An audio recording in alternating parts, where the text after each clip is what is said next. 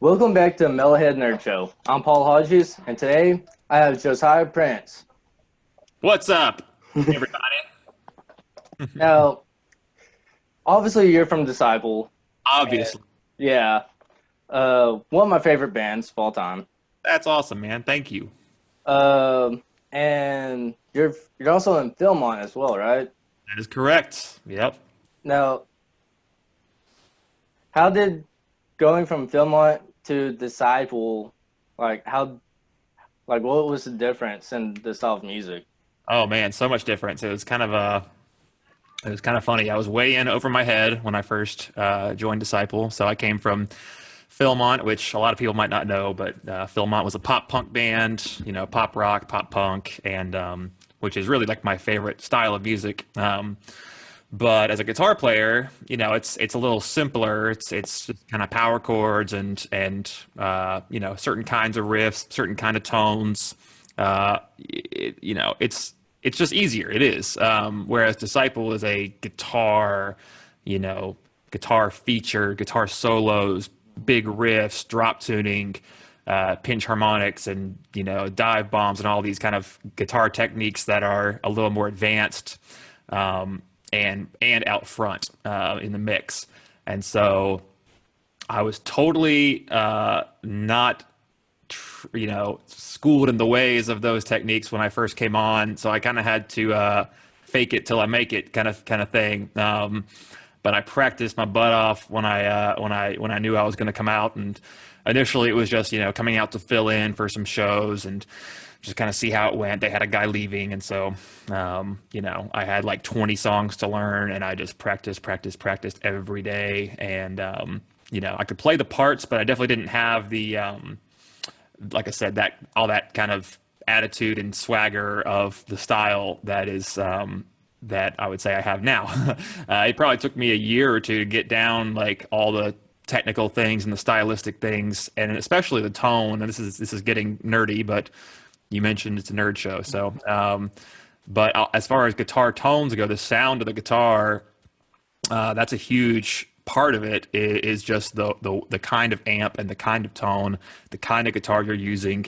So initially, I was trying to just use the same gear that I brought over from Philmont, but it wasn't getting the right kind of tone at all, and so it just took some trial and error and trying different amps and trying different guitars. And over time, I finally figured it out. So all that to say, it was definitely a stressful transition in some ways because I was like, I want to do a good job, and I knew I could play the parts and memorize the parts and perform on stage really well. But then just some of those more technical guitar things took me some time. Now, you came on the album "Oh God Save Us All," right? I came on right when that album was about to release. It was already totally recorded and done. And so I basically toured, that album. But all the guys who recorded on it ended up leaving right around the time that I joined. And so, yeah, I basically was I was part of the, band that went out and represented that album on the road. But I had no part in it as far as, recording or anything.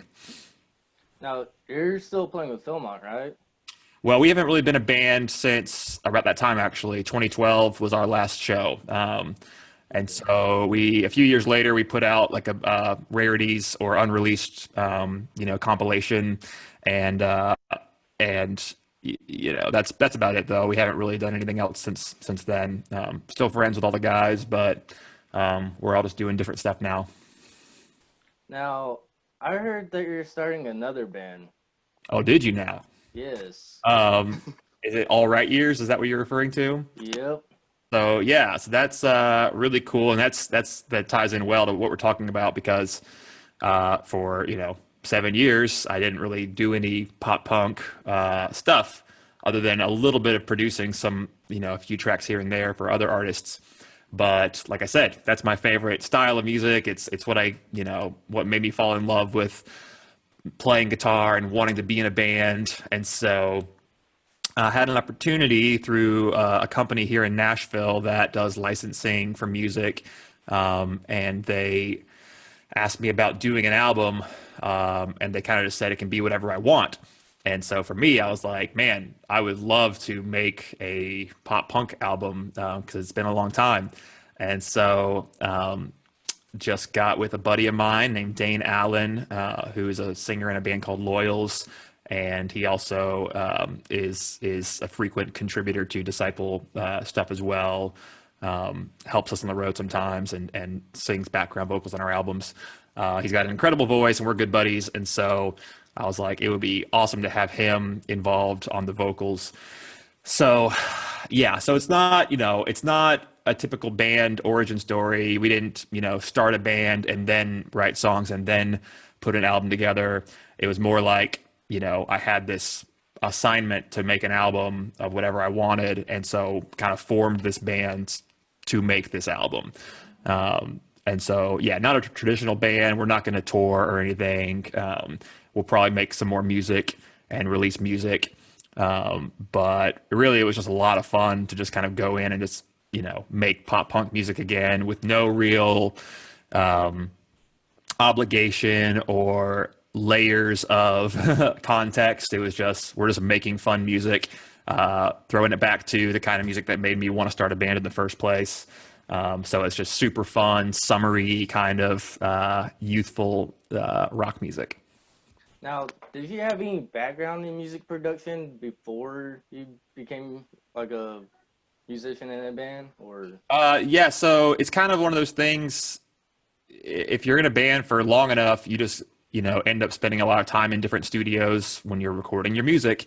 And for most, well, not shouldn't say most, for so many guys that I know, including myself, it just becomes a fascination. Whenever my first band ever was in a studio, I remember just watching the person, do the stuff and just being fascinated by it. And then when Philmont was starting out, I thought it was so cool. But really, what it was for me was, towards the end of Philmont, I got Pro Tools, which is recording software, and I got a MacBook to run it because really it was a mechanism to be able to just get ideas down on my own instead of, because when you're in a band, if you don't have someone who can record you in the band, then you're always writing songs and getting ideas, and then having to wait until you can book studio time somewhere to get your idea down to where you can listen to it.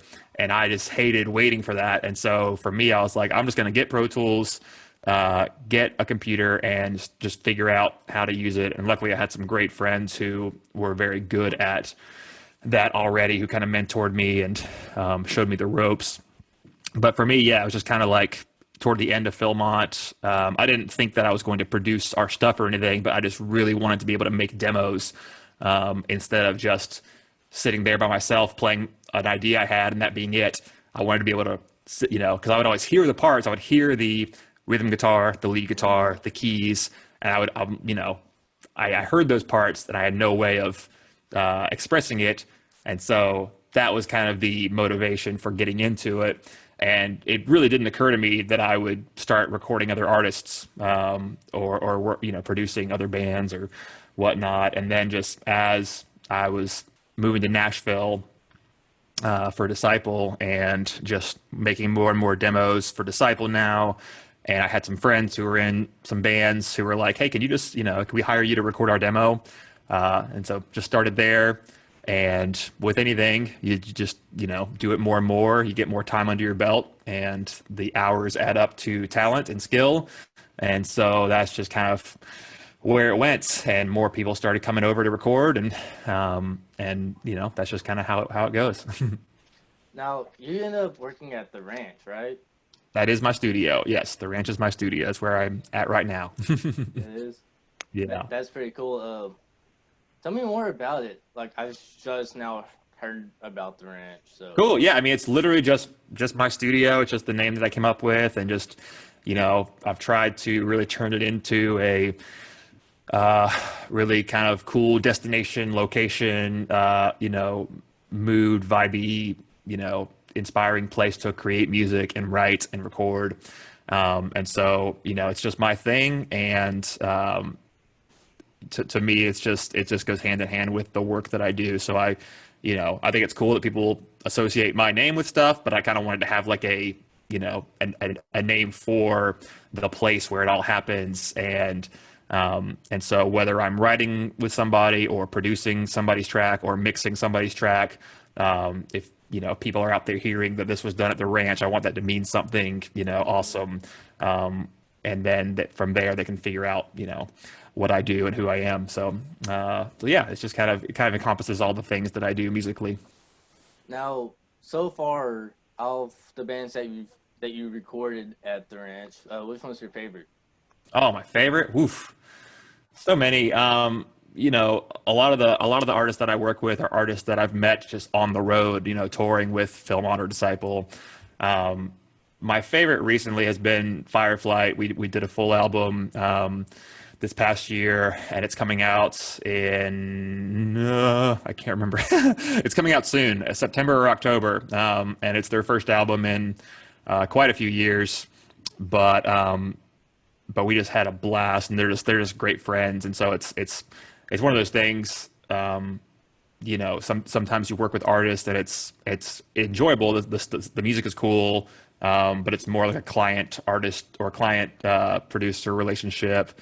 Because that's kind of how it started. Was someone hired me to do a thing, and that's kind of the basis of the relationship. But it's awesome when you're already friends with somebody through music, and there's just kind of this mutual admiration. Like Fireflight, I mean, Fireflight is a band that Philmont, my first band, would open for at festivals and stuff, and I was like, man, they're awesome. They rock so hard and look so cool and all this stuff. And so then to tour with them in Disciple and then just become friends, and then years later get to work on an album together, super special.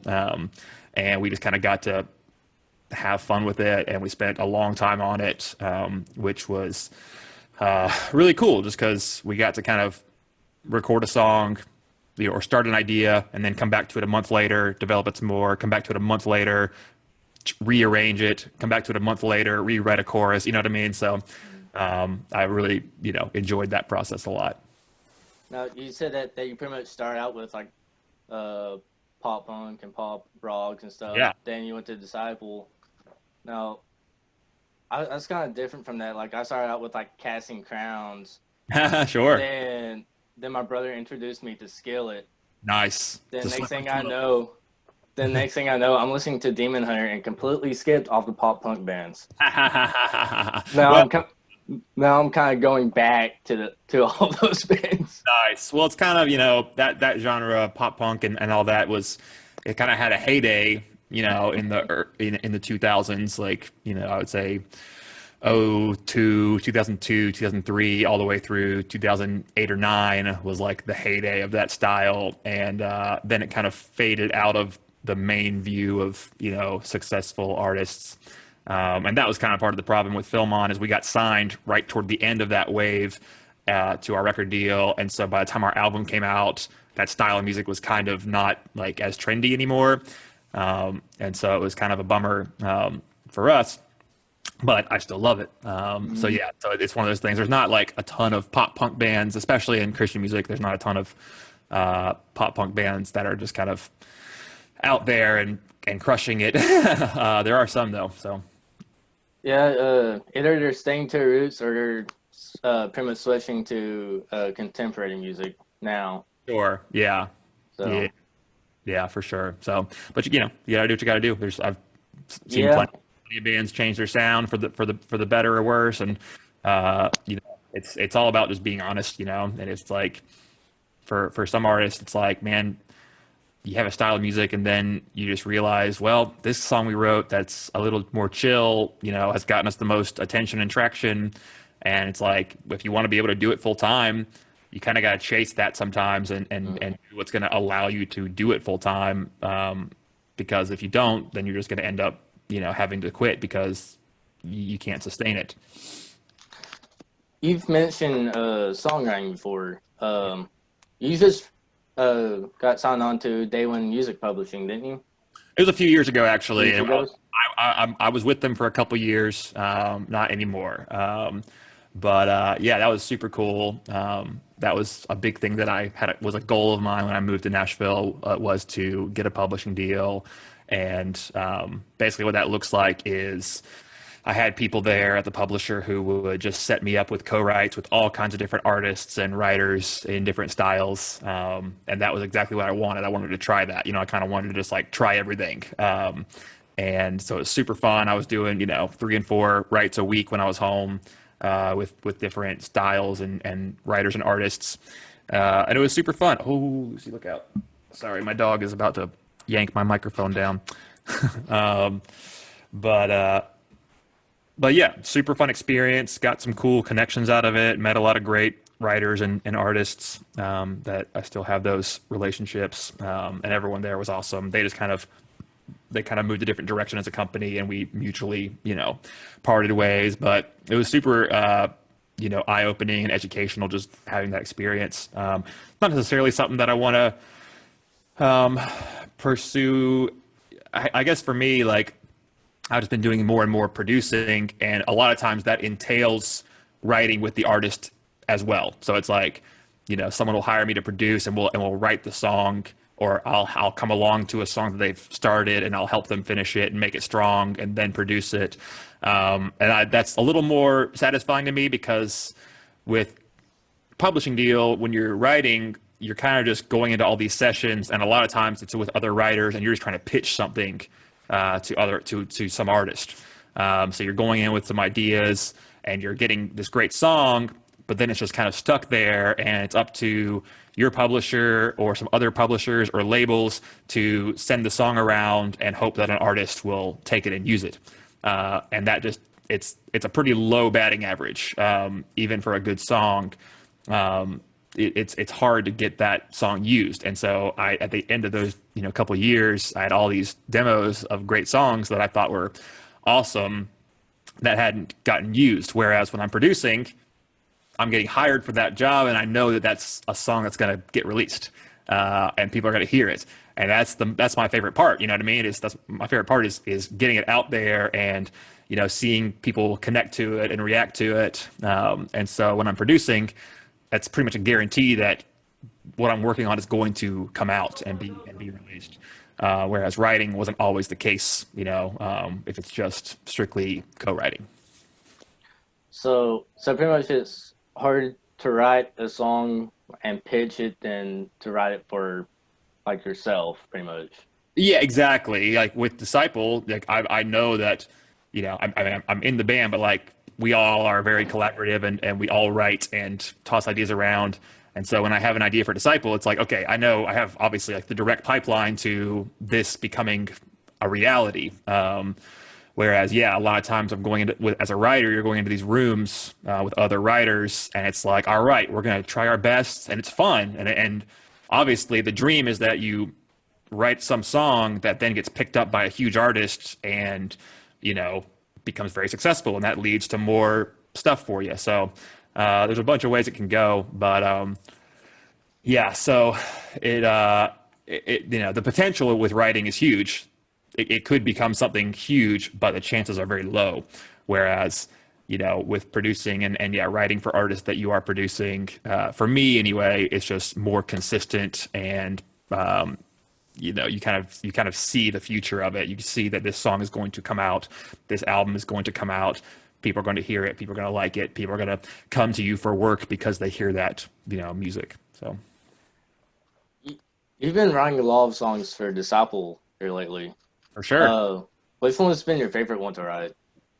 Oh man, that's a tough one. So many. It's anyone who's in a band will tell you like all your songs are like children. Like they're all like these things that you care about so much, and they're all special and different and unique. So it's like picking a favorite kid. But I think there's songs that we write that on the front end we're super excited about, or we think, ooh, this song's going to be like this kind of song. It's going to do this. It's going to impact this kind of person, or people are going to love this song live, at a show. And you have all these thoughts on the front end when you're creating something, but really the most rewarding is after a song is out and you see what it does. So like our song Erase, is definitely the one that I've written that's been the most like impactful to people, and the most people have connected with it. And I see everyone singing it at our shows. And so that, is super special. And then more recently, Panic Room off of our last album, Love Letter Kill Shot, is one that I wrote. Man, I mean, I probably wrote that at least the first draft of it, 3 years before it came out. But I thought it would be really cool. Didn't think it would be like a single or like the kind of centerpiece of the album originally, but it kind of became that because everyone else in the band kind of spoke into it and helped shape it. Kevin totally changed the chorus to make it the way it is, and then we got Andrew Schwab to do the guest vocal on it. Me and Joey and Andrew, our other guitar player, all collaborated on the solo section to make it that punk, crazy solo thing. So there's just a lot of great full circle kind of influences. Travis Wyrick, who co-produced it with me, added some great stuff. And so anyway, Erase and Panic Room that's the short answer. Now, what's like your favorite part about touring? Yes. Yes. So all of it. I love it. Obviously over the years you see guys who tour for a season and then kind of fade out of it, and it's not for everybody. It's definitely not for everyone. And whenever someone has to come off the road, it's like I totally get it because there are so many factors involved. But for me, at this point at least, I'm still all the way in. It kills me that we haven't been able to tour in 6 months now. Yeah. Actually, a little more than that now, I suppose, but we're getting up. Yeah, it's been a long time, and it's a huge bummer. Like, and a lot of that is just our dynamic in the band. We're all just so close and tight, and there's no tension or just personality wise. That's the thing is like with touring, it's really roommates. You know what I mean? Like you're only playing the show for a couple hours, but then the other 22 hours of the day, you're just roommates. And you're on the bus and you're in the venue and you're in the green room and all that stuff. And so getting along and having that just great harmony as a group is crucial. And we have that. And so because of that, it's just a super fun, collaborative experience. Everyone's working hard. We all work super hard on the road. Everyone has multiple jobs. And that's why it's able to keep going and sustaining is because, well, two things, us all working hard together and just the awesomeness of the people who listen to us and how committed our fans are and how they'll come out to multiple shows a year and support us. And so I think those are the two biggest factors for why we're able to keep doing it after so many years. Now, if you played like a 100th show, do you have the same feeling as you did when you played your very first show? Way less nerves, but same excitement, I would say. Like we don't get nervous anymore before a show, almost ever, except like, so we've done two live stream events since the pandemic. And at each of those, we've gotten nervous beforehand, but it's just because it feels so different to get on stage with nobody. It's like we know we have to perform, but there's nobody standing in the crowd. So that made us a little nervous. But other than that, the biggest difference from our first shows ever is just not nervous. We just know it's going to be fun and awesome. And even if the crowd is small, like we know we're going to go out there and give it 100% and make it a great experience. So yeah, that's the biggest thing. It's just we're just less nerves, more confidence. Do y'all normally play small shows or big venues? Yes, it's all over the place. We have kind of a I would say like a baseline expectation of like the kind of crowds we're going to see. But whether the venue itself, it doesn't really matter. I mean, we play super tiny venues that get packed out, and that's super fun. Mm. And then we play like a giant room that is only 10% full, but that might be more people. You know what I mean? Just because it's just the way the room is set up. So we love it all. We play whatever. People think that because we've been around for a while, we'll only play, a certain size room or whatever. We'll literally play wherever someone, books us. It doesn't really matter to us. I mean, obviously it's fun to play the big festivals and big tours, but we love it all. Now, with touring, how does that happen with other bands? Like, do you ask a band to tour with you, or is it just part of the entire Yeah. It works a few different ways. I mean, if you have back when we used to be on a label, we were on a major record label from to the let's see. Well, I say we. It was mostly not me, but 2005 to 2013, Disciple was on a major record label, and in that situation, a lot of time, and they had a manager. In those situations, a lot of times your manager and or your label are kind of making those calls and putting those packages together, or they're pitching you for a tour that's going out. Disciple used to tour with Newsboys all the time back in those days because the label would put that together. Our manager, got us on Winter Jam, which is a big arena tour, and so there's those situations where you're getting pitched to be on a bigger tour. But really, in our case, for the past few years, we're just independent. We have no label, no manager. Well, I shouldn't say no label. We have Tooth and Nail Records, but they're not as involved in like developing us. They're more like involved in just the record and putting out the record, which is awesome. And we don't have a manager. So for us, we're mostly just headlining, our own tours at this point. And so what that looks like is just Kevin normally calling around to different bands that we're kind of looking at and interested in, and just seeing what their availability is, what they would need to come on a tour, and then we just kind of sort it out from there. So yeah, it's all just about reaching out, making phone calls, and sometimes we'll like have a specific idea, like, oh, we want to go out with this band, but then a lot of times, like in a normal year, we're doing a spring tour and a fall tour, and so we have a booking agent, and so she just needs to like have the materials and the poster and the package to promote to take to promoters and venues and say, this tour is being booked right now. It's these bands. It's this much, whatever. It's these dates. So yeah, it just kind of, we just kind of make it happen every year with each season. It's like, who do we want to take out right now, and who can we afford, and who makes sense, and does this band have an album coming out right now? That's cool. Stuff like that.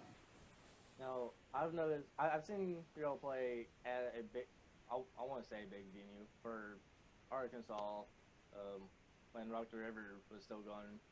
Yeah. That was pretty big for Yes. Arkansas. But I seen y'all play at Rock the River. Then Nice. I saw y'all play at a church in Oklahoma that's way smaller. Now, Yep. did he feel basically the same?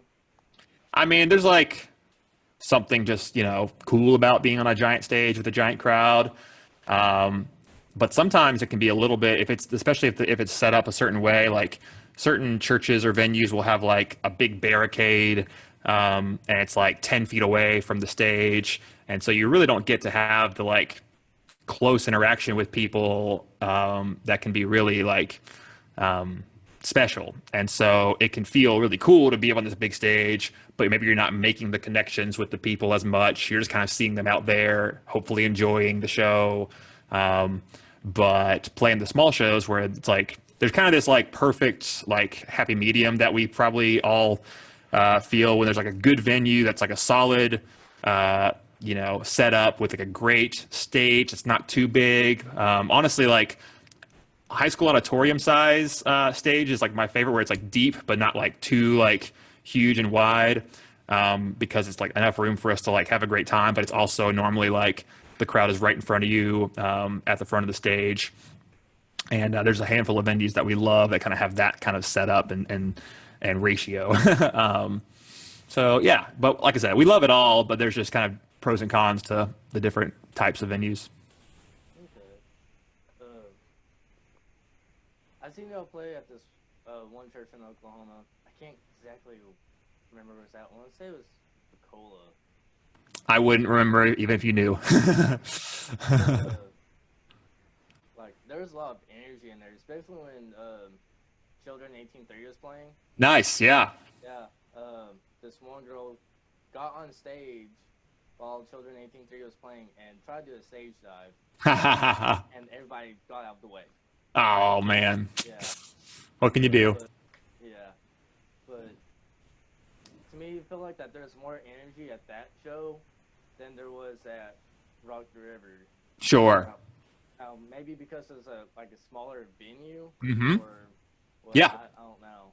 That's a real thing for sure. I mean, those tiny rooms that are packed out, you just get more of that kind of raw, like punk rock type, vibe, and everyone's just pushing, and because everyone just kind of gets, you kind of get through a barrier where everyone's comfortable, just like being shoulder to shoulder and just moving around in that crowd together. Whereas, yeah, when it's like a big arena or civic center or something where there's like chairs and a barricade, then a lot of times people just kind of want to stay in their little box, and they might like bang their head or something, they might jump, but there's not as much like swarming of people. Not much So interaction. yeah, so yeah, it's just different. Now, is Disciple coming out with any new music? Yep, we actually so our album Love Letter Kill Shot came out last year, which was 2019, and right now we have three songs coming out as like part of a deluxe edition for that album. So one came out a couple weeks ago, one is coming out a week from today. It'll be August 28th, and then the third one comes out a couple weeks later. So yeah, three songs that are part of the deluxe package of that last album. But and then after that, we'll keep writing for the next one. Not slowing down. Do you have any idea when you're gonna be touring again? As much as anyone else. Like if you could just walk up to a random person on the street, and whatever they think is as valid as what I would think, because there's no way of knowing. We had a bunch of shows booked for the fall because we were holding out hope. Okay, we're maybe these phases are going to open back up, and then most of it went backwards, and so we canceled it all. And we're booking for the spring. Our booking agent is looking at the spring right now and booking for it, but it's going to take the world going a certain way, and no one can control that. Well, at least no one in our camp can control that. So we're just praying that we're praying that it can be done safely and responsibly as soon as possible, and that when that happens, that people will all feel like it is safe and responsible. Because I'm sure at first there's going to be like this period where like our legit fans will show up to the first show we play for sure. You know what I mean? But there will be a lot of people who are maybe just more casual fans, or just people who are like, oh, there's a show, and normally they would just come. But a lot of people probably are raising their threshold for how badly they want to go to a show versus whether they actually go or not. And so I'm hoping more than anything that when it does open back up and we are touring, that everyone will just agree and decide it's cool, we're going, we're gonna have fun. So we'll see. I really hope y'all tour again here pretty Oh soon. yeah, no, we will. Nothing's gonna stop us except global pandemic. So which everyone knows can't last forever. So Well, there's some churches around here booking shows. yep, totally. And, So and we do have like a show in Florida in October, and there are some other ones that are trying to make it happen, but it's just hard because usually we're booking several months out, and several months is enough time for everything to get stricter, and so most promoters don't want to start promoting something and spending money on advertisement and stuff if the state is going to say this can't happen. So that's kind of where it's at right now, I feel like. okay. Well, it's been nice talking to you, man. Yeah, dude. Glad it worked out.